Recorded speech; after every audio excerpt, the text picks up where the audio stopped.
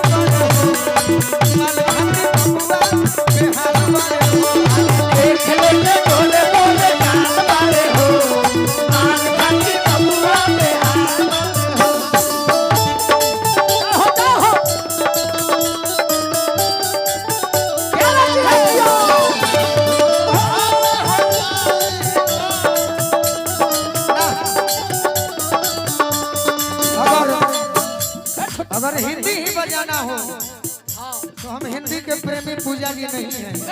थोड़ा बहुत हम सुने थे अपने एलकेजी क्लास में, एक लड़का एक लड़की से कहता था, क्या कहता था? हैरान हूँ मैं जुल्फों को देखकर, हैरान हूँ मैं जुल्फों को देखकर, इनको घटा कहूँ तो, इनको घटा कहूँ तो, घटा तो क्या कहूँ, हैरान हूँ मैं आपकी जुल्फों को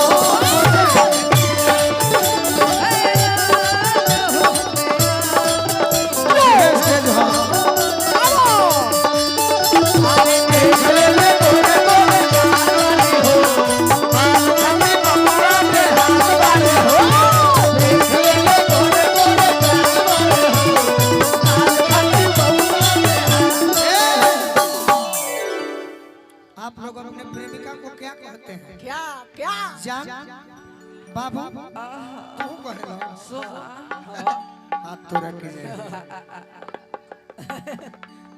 वाजे के हो अबे चिरई। अच्छा लिया तनी नाचे ला, इधर नाचा ना हो, बैठ के नाच, बैठ के नाच, तोरा पर दीवाना भइल भाई।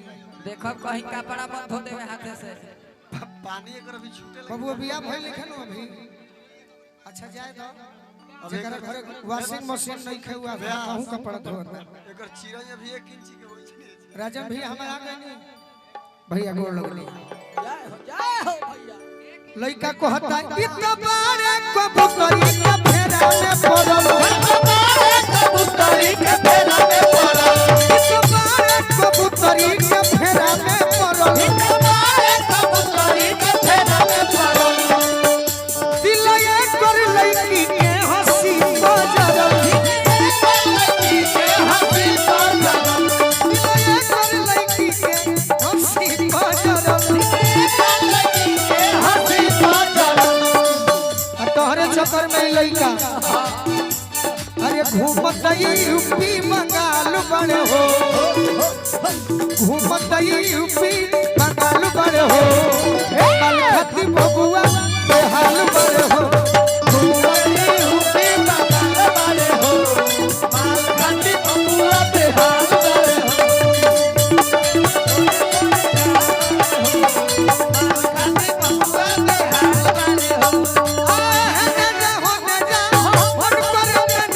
बड़े हो।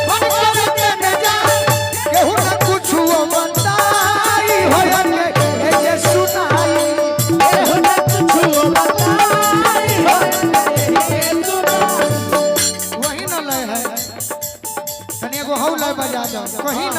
कहीं हो ना जाए मोहब्बत किसी से। जय हो छोटू भैया।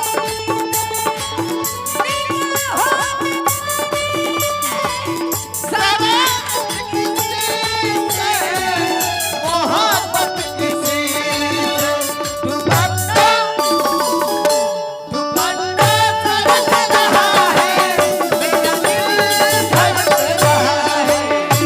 दुपट्टा सरक रहा है, मेरा दिल धड़क रहा है।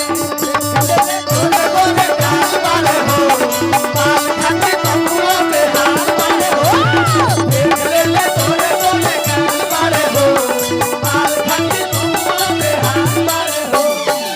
और का और का बाबा शिकारी कर करी दवाई तोरी दवाई हो तोरी दवाई, बोलुआ के गोरखी से रोजे मिलाई।